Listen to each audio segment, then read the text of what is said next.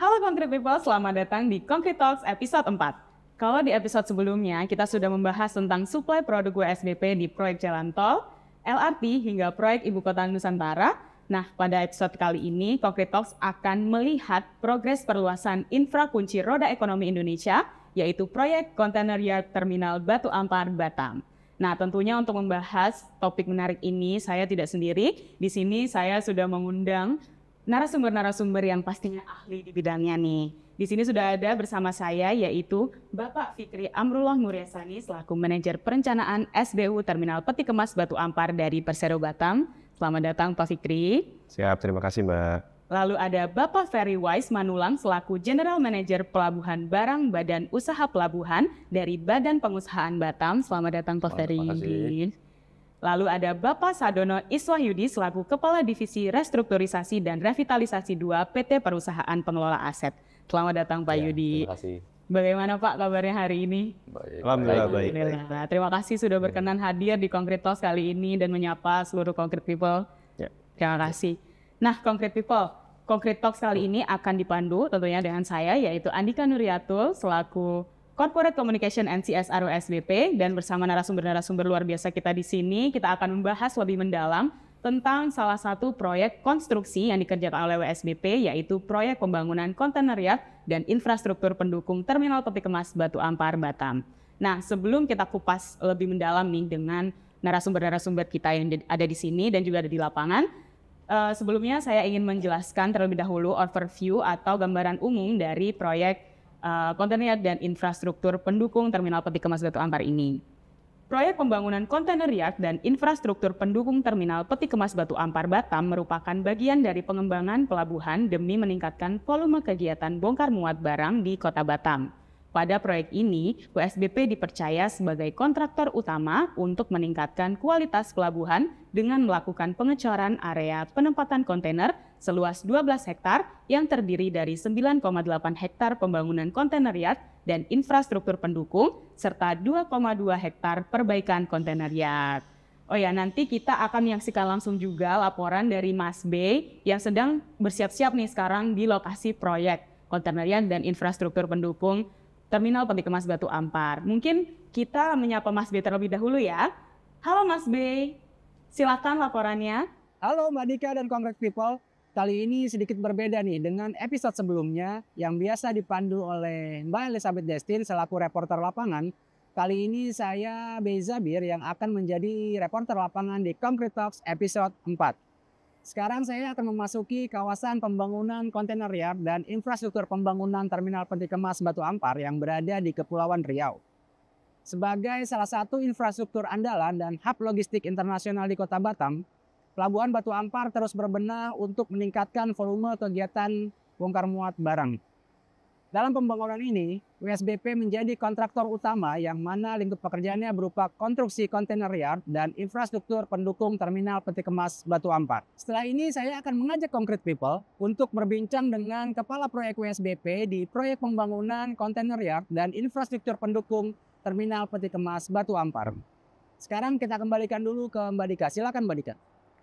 Oke, luar biasa sekali. Terima kasih Mas B. Kelihatannya nanti akan menarik sekali nih karena di sana Mas B akan berbincang dengan salah satu kepala proyek WSBP yang ditugaskan di proyek pembangunan kontainer yard dan infrastruktur pendukung di Terminal Peti Kemas Batu Ampar Batam.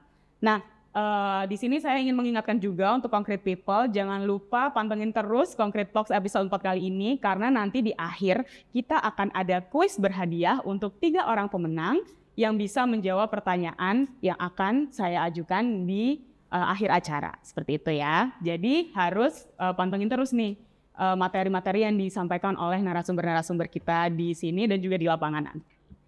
Oke, Concrete People, kita sekarang akan masuk ke inti dari Concrete Talks kali ini nih. Kita akan berbincang-bincang bersama sosok-sosok luar biasa yang ada di samping saya, yang tentunya akan memberikan insight-insight yang luar biasa nanti ya, terkait dengan proyek pembangunan kontainer yard dan infrastruktur pendukung Terminal Peti Kemas Batu Ampar.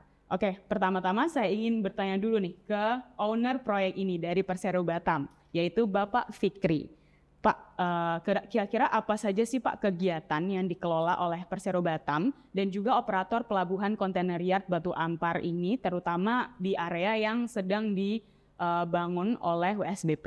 Iya, Mbak Dika, terima kasih banyak atas pertanyaannya. Jadi menyampaikan sekilas kembali tentang Persero Batam. Jadi Persero Batam ini adalah BUMN yang saat ini murni dimiliki 100% kepemilikan sahamnya oleh pemerintah Republik Indonesia melalui Kementerian BUMN yang sudah didirikan di Kota Batam itu sejak 1973. Dalam kiprahnya sepanjang 50 tahun ke belakang ini, Persero Batam memiliki DNA dalam berbisnis di bidang logistik.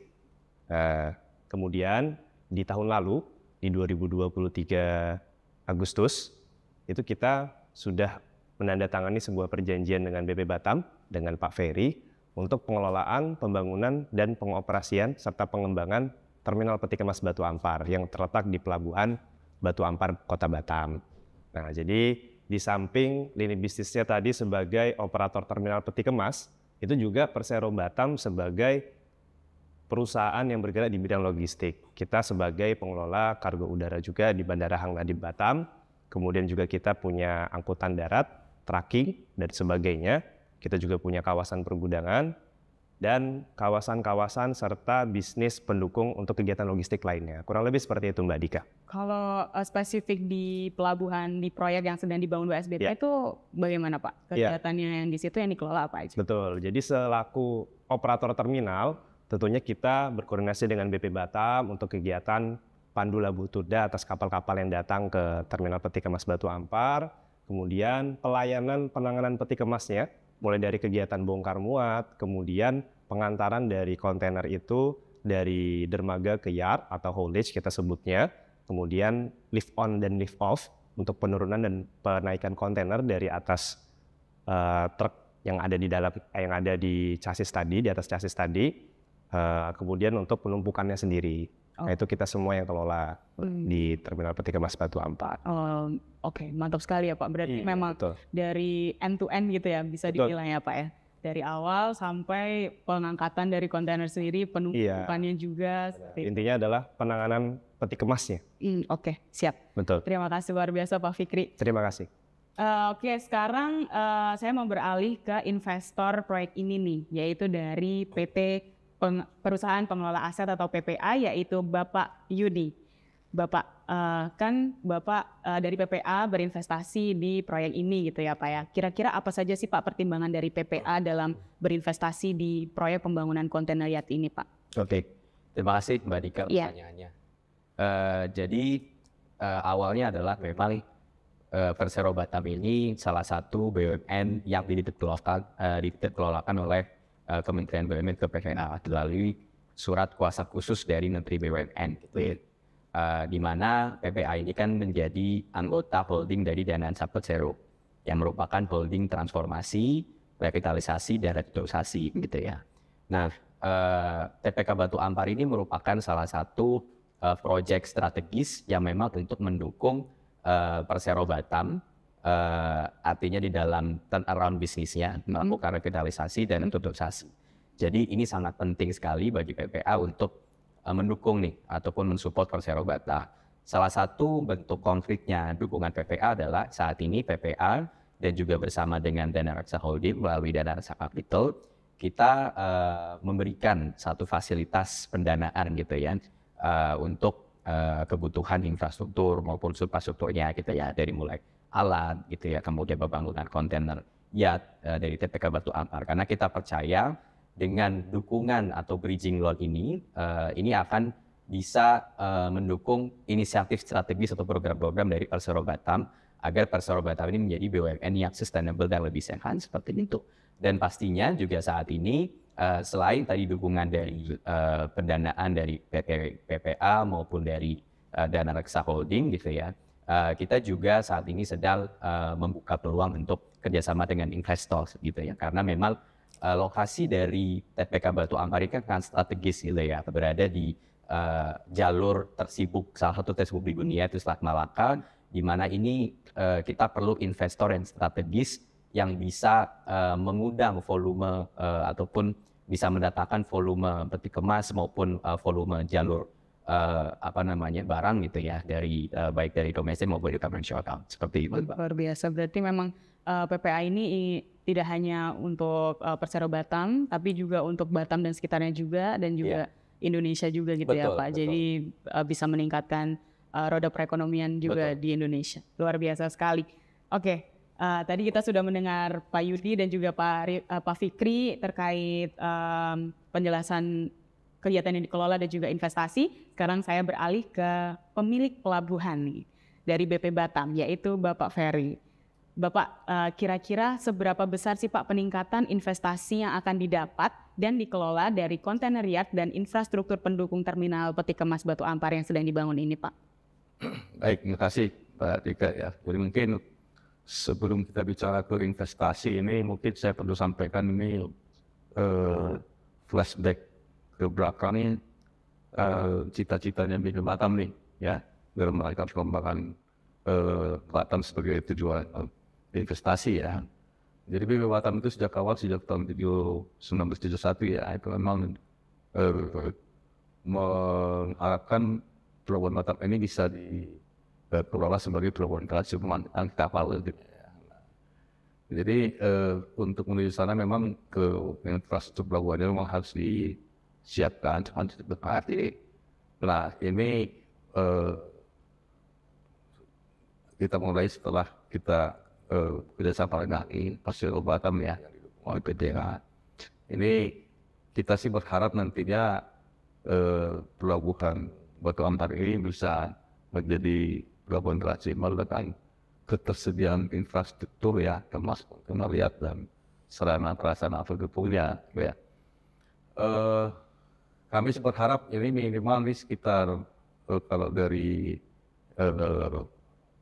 kerjasama kita ya sekitar 3,8 triliun nanti akan investasi ini akan masuk ya ke Batam, dan kedepannya ini akan menjadi multiplier effect terhadap peningkatan investasi lain ya. Baik juga peningkatan ekspor import juga ya, nantinya akan menggerakkan para pelaku usaha di Batam industri dengan kesiapan Pelabuhan Batu Ampar untuk sebagai pintu keluar masuk barang terlibat oleh para pelaku usaha di Batam. Mungkin kira-kira seperti itu. Oke Pak. Oke. Tadi sebenarnya saya juga mau nanya tentang manfaatnya untuk Indonesia nih, sebenarnya konkret Pak. Tapi tadi sudah terjawab juga sebenarnya.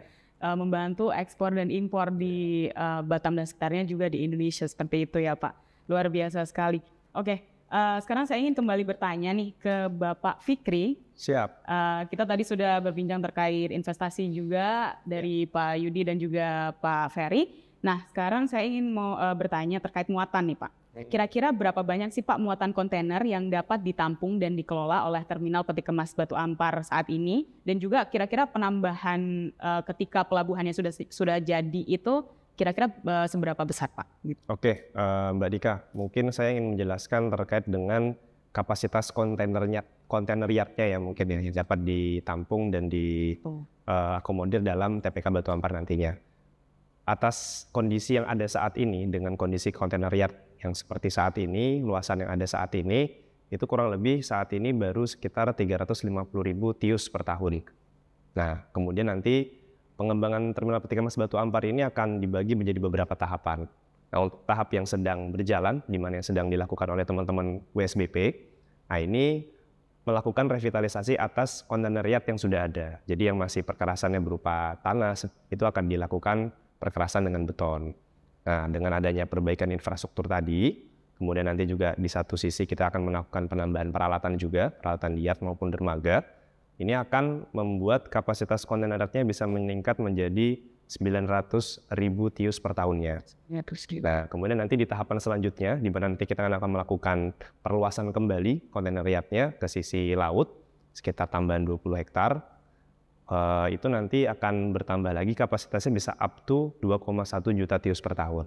Nah, itu nanti menjadi target kita Mbak, untuk kita bisa achieve, dan kemudian tadi disampaikan Pak Yudi dan Pak Ferry, peningkatan ekspor impor atas lalu lintas yang ada di Selat Malaka itu bisa kita tampung lebih baik lagi, begitu Mbak Dika. Peningkatannya besar sekali ya Pak. Betul. Kalau dilihat dari angkanya tadi, ternyata targetnya itu juga lebih besar lagi gitu. Iya. Oke, Concrete People, setelah kita berbincang-bincang dengan narasumber kita di sini, kita akan beralih ke rekan saya yang ada di lapangan, yaitu Mas Bey Zabir.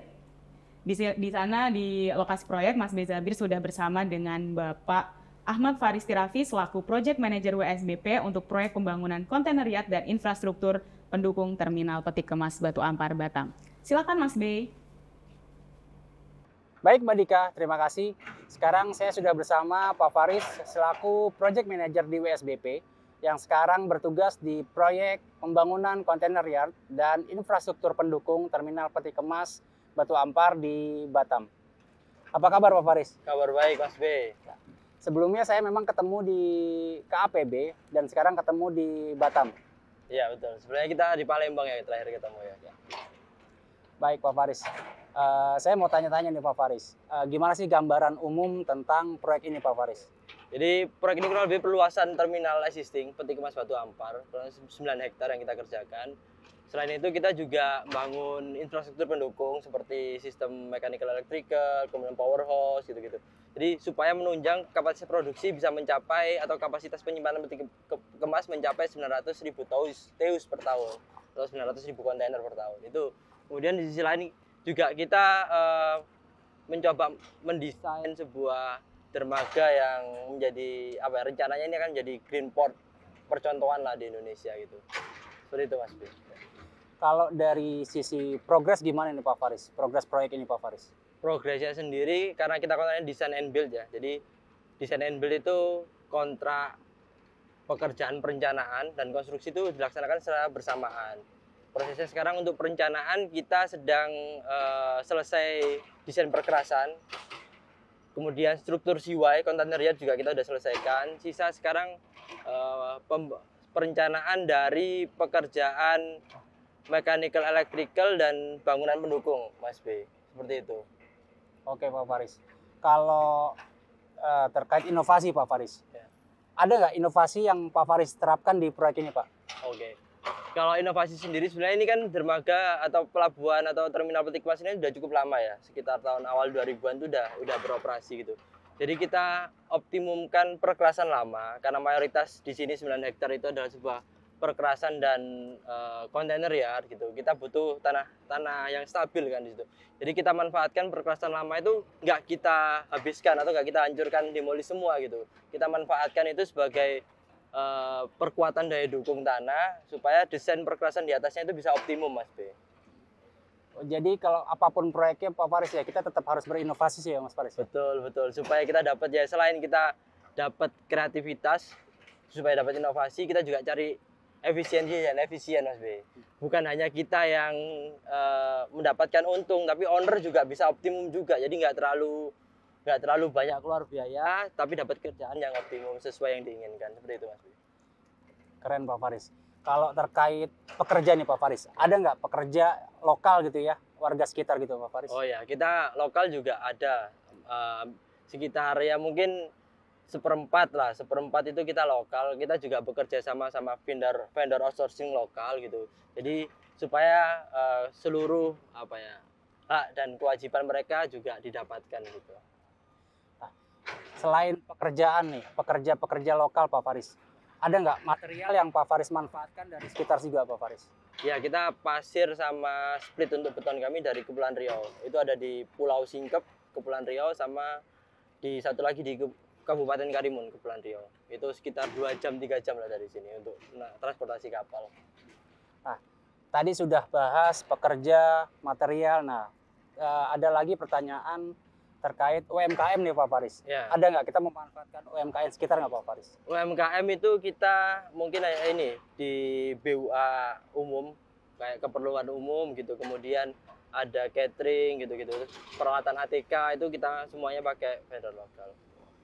Keren juga Pak Faris ya. Jadi kita memang betul-betul memanfaatkan pemberdayaan masyarakat sekitar gitu Pak Faris ya. Baik Pak Faris, boleh nggak sih kita lihat layout dari proyek kontainer yard ini dan Pak Faris boleh dijelasin sedikit Pak? Siap, oke. Jadi yang tadi kan kami sampaikan bahwa ini tuh pelabuhan atau dermaga atau terminal peti kemas yang sudah beroperasi dari tahun 2000-an ya, 2000-an awal. Jadi yang abu-abu ini Mas B itu adalah terminal lama. Yang kita bangun adalah yang layoutnya putih. Gitu.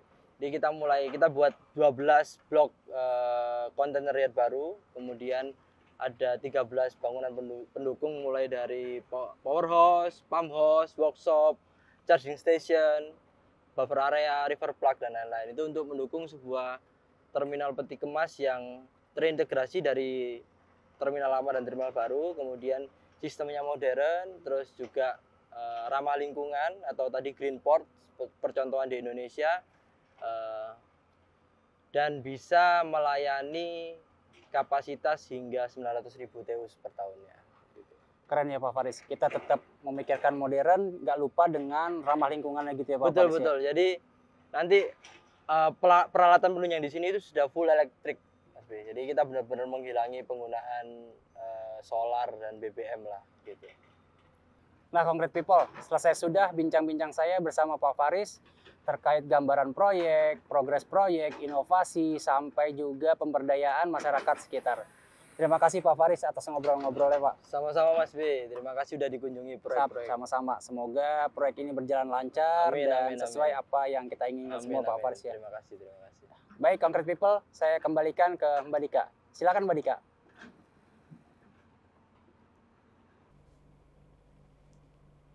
Oke, terima kasih Mas B, luar biasa sekali ya. Tadi Mas B sudah melaporkan dari lokasi proyek langsung fresh from the oven nih bersama dengan Pak Faris. Pasti Concrete People udah kebayang nih gimana nanti proyeknya kalau udah jadi, bisa seluas apa, bisa sekeren apa, pasti udah kebayang karena tadi kita udah bersama-sama mendengarkan laporan dari Mas B bersama Bapak Faris. Oke. Tadi kita sudah ke Mas B nih, Bapak-Bapak di lapangan bersama Kapro dari WSBP. Sekarang kita kembali lagi ke Bapak-Bapak di sini. Kali ini saya akan bertanya ke Bapak Yudi kembali. Bapak, kira-kira apa saja nih Pak proyek-proyek konstruksi yang didanai saat ini dan atau yang akan didanai oleh PPA ke depannya di area Batam maupun sekitarnya? Oke, terima kasih Mbak Dika. Untuk saat ini memang masih berhubungan dengan Persero Batam ya. Tadi kita sudah memberikan satu fasilitas pendanaan untuk pengembangan TPK Batu Ampar karena tadi dari Pak Ferry selaku dari PP Batam ada kerjasama dengan Persero Batam dan kita sebagai yang mendapatkan mandat dari pemerintah ataupun dari Kementerian BUMN untuk mengelola gitu ya Persero Batam. Jadi memang saat ini kami masih fokus di Persero Batam, terutama TPK Batu Ampar. Nah, kedepannya, karena kan bisnis Persero Batam itu tadi banyak ya yang disebutkan sama Pak Fikri, nanti ada pengembangan terminal multipurpose gitu ya, ada di dermaga timur dan selatan, kemudian juga ada CTO, dan juga pengembangan dari lini usaha lain yang tentunya akan didukung oleh Pak Ferry dari BP Batam, yang tentunya tadi membutuhkan pengembangan juga tuh. Karena potensi Batam kan sangat banyak ya, apalagi nih Persero Batam akan dijadikan satu perusahaan atau BUMN yang menjadi top of mind gitu lah, ibaratnya entry gate untuk semua investor ketika mau mengelola Pulau Batam ini mulai dari pelabuhan atau mungkin tadi dari bandara itu ke Persero Batam. Jadi kami selaku perusahaan ya sebagai PPA yang diamanati mengelola Persero Batam, kita akan dukung investasi-investasi Persero Batam ke depan yang tentunya nanti kita akan melihat gitu ya secara visibility study, kemudian juga kerjasama dengan BP Batam seperti apa, dan ada kemungkinan juga kita juga untuk pengembangan depan mungkin TPK Batu Ampar tahap 2 dan lini bisnis yang lain kita juga akan mengundang investor untuk bisa supaya ini artinya tadi infrastruktur di Pulau Batam bukan hanya pelabuhan itu bisa semakin maju nih gitu kan demi perekonomian Indonesia tentunya. Seperti itu sih Mbak Dika.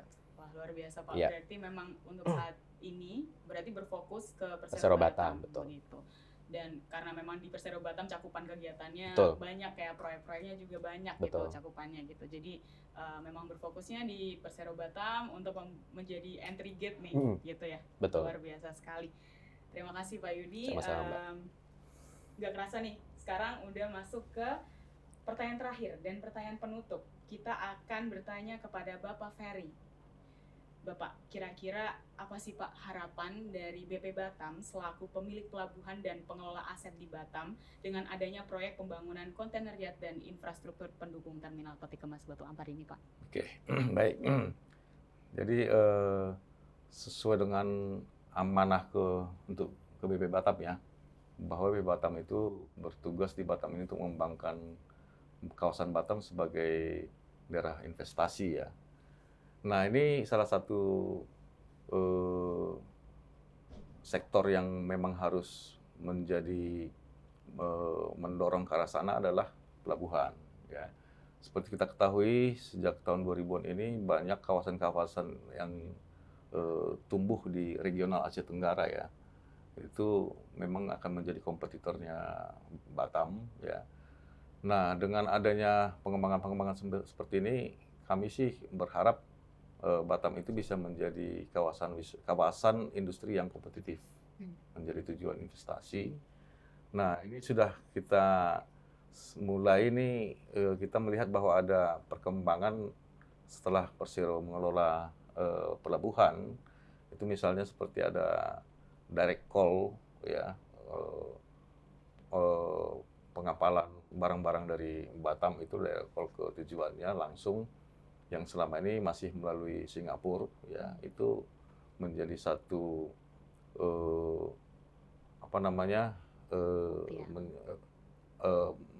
dari sisi logistik cost-nya itu menjadi turun ya, turun. Jadi kita sih berharap dengan adanya inovasi-inovasi atau gebrakan seperti ini ya, bisa menggairahkan para investor yang akan menanamkan modalnya di Batam, sehingga cukup menarik lah Batam ini untuk investor ke depannya, kira-kira gitu mungkin Mbak Nika. Oke Pak, berarti harapannya memang untuk menarik investor gitu ya Pak, jadi Batam ini juga bisa lebih berkembang lagi, pesat lebih maju gitu ya Pak ya.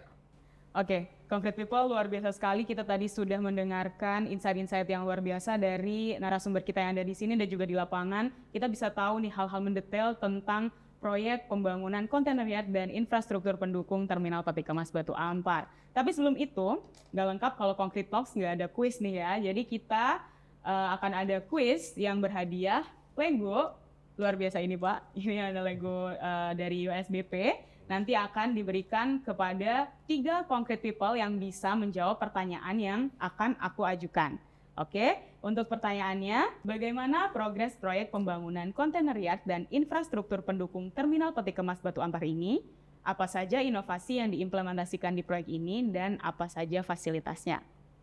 Oke, tadi adalah pertanyaannya dan concrete people harus menjawab pertanyaan tersebut di kolom komentar. Pertanyaannya harus cepat dan tepat karena kita akan memilih 3 pemenang yang jawabannya paling tepat dan juga cepat di kolom komentar dan mendapatkan Lego dari USBP. Tidak terasa waktu sudah berlalu dan kita sudah berada di penghujung Concrete Talks episode 4 ini. Kita tadi sudah mendapatkan insight-insight baru, ilmu-ilmu dari bapak-bapak narasumber kita yang luar biasa, dan proyek pembangunan yang sudah ditunggu-tunggu oleh masyarakat ini semoga nantinya bisa bermanfaat tidak hanya di Batam dan sekitarnya, tapi juga untuk seluruh masyarakat di Indonesia. Saya ingin juga berterima kasih kepada Bapak Yudi, kepada Bapak Ferry, dan juga Bapak Fikri, juga kepada Bapak Faris yang ada di lapangan. Terima kasih sudah menyempatkan waktunya untuk hadir dan juga memberikan insight-insight kepada Concrete People semuanya. Terima kasih Bapak. Oke Concrete People, jangan lupa saksikan Concrete Talks episode 5 karena nanti di sana juga akan membahas topik-topik menarik yang sama menariknya dengan Concrete Talks episode sebelumnya. Terima kasih Concrete People, kami pamit undur diri dan sampai jumpa di Concrete Talks episode selanjutnya.